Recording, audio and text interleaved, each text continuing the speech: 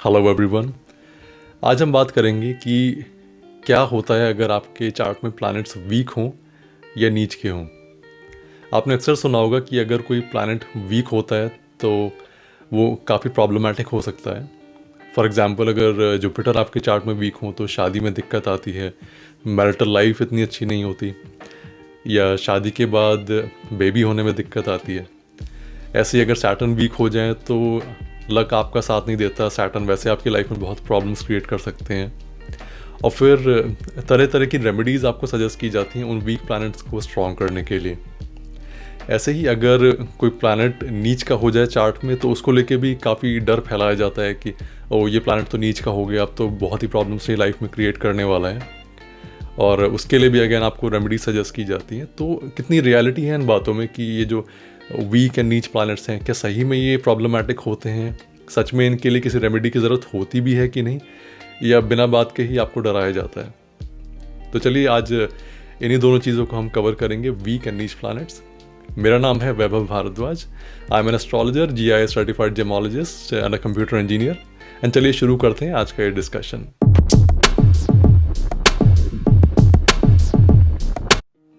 दो पार्ट्स में हम इस वीडियो को डिवाइड करने वाले हैं। पहले लेंगे वीक प्लैनेट्स।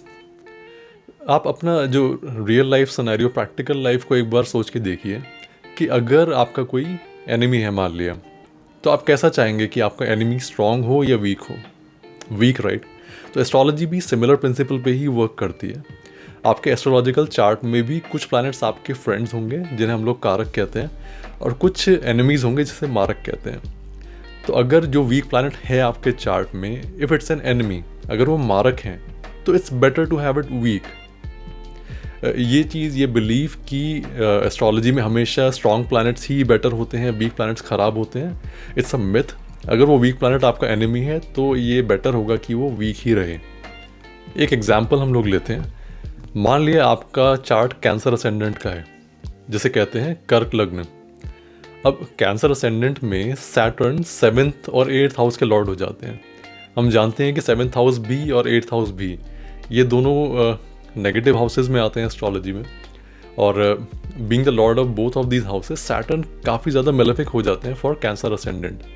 तो जहाँ सैटर्न प्लेस्ड होंगे, जहाँ जहाँ सैटर्न की दृष्टियाँ पड़ रही होंगी, उन सभी जगह पे वो नेगेटिविटी का जो असर है 7th एंड 8th हाउस की नेगेटिविटी का, वो उन सभी हाउसेस पे पहुंचता है।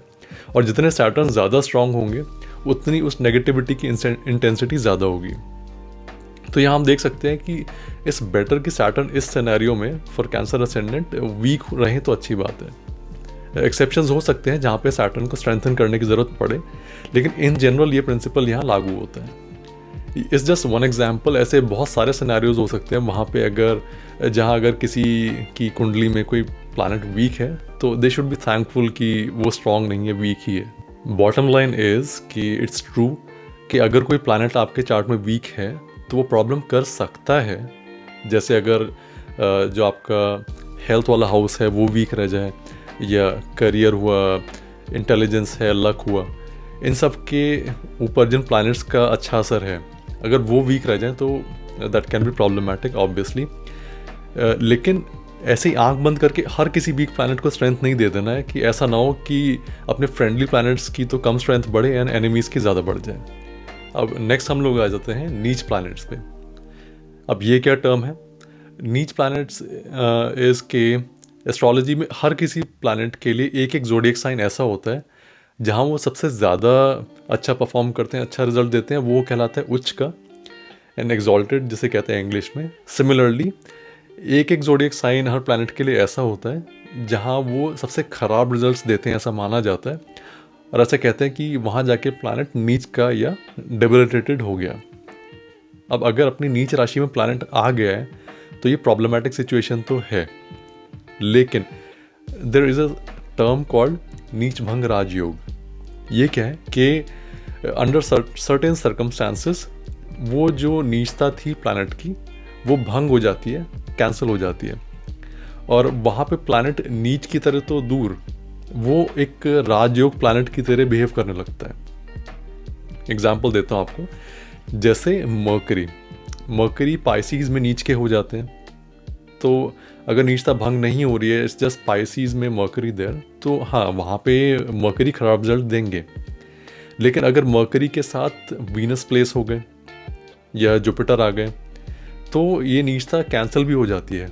फिर ना केवल मर्करी नीच की तरह बिहेव नहीं करते हैं बल्कि एक राजयोग प्लैनेट की तरह बिहेव करते हैं, विच इज़ ऑसम। बिल्कुल लोएस्ट पॉइंट से उठ के एकदम हाईएस्ट पॉइंट पे पहुंच जाते हैं। इनफैक्ट नीच भंग राजयोग में तो ऐसा भी होता है कि एग्जॉल्टेशन से भी बेटर रिजल्ट मिलता है। एग्जॉल्टेशन जिस साइन को हम कह रहे थे कि वहाँ पे प्लैनेट बेस्ट रिजल्ट देता है, उससे भी बेटर रिजल्ट मिलता है नीच भंग राजयोग होने पे।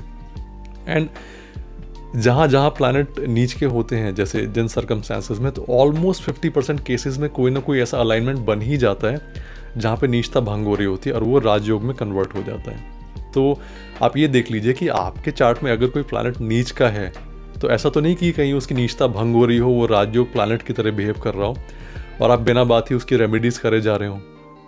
आई होप इस वीडियो से आपको काफ़ी क्लैरिटी मिली होगी regarding weak and debilitated planets. अगर आप जानना चाहते हैं कि आपके चार्ट में कौन से प्लैनेट्स वीक या डेबिलिटेटेड हैं, उनमें से किन को अटेंशन की ज़रूरत है और जिन्हें है उनके लिए बेस्ट एस्ट्रोलॉजिकल रेमेडीज़ क्या हो सकती हैं, तो आप हमसे कनेक्ट कर सकते हैं। एंड लिंक नीचे डिस्क्रिप्शन में मेंशन्ड है। अगर आज का वीडियो आपको पसंद आया तो लाइक ज़रूर कीजिएगा एंड चैनल को सब्सक्राइब एंड बेल आइकन अगर प्रेस नहीं किया है तो कोई इंपॉर्टेंट वीडियो मिस हो जाएगा। जल्दी ही मिलेंगे ऐसे ही एक इंटरेस्टिंग वीडियो के साथ। तब तक के लिए bye and thank you for watching.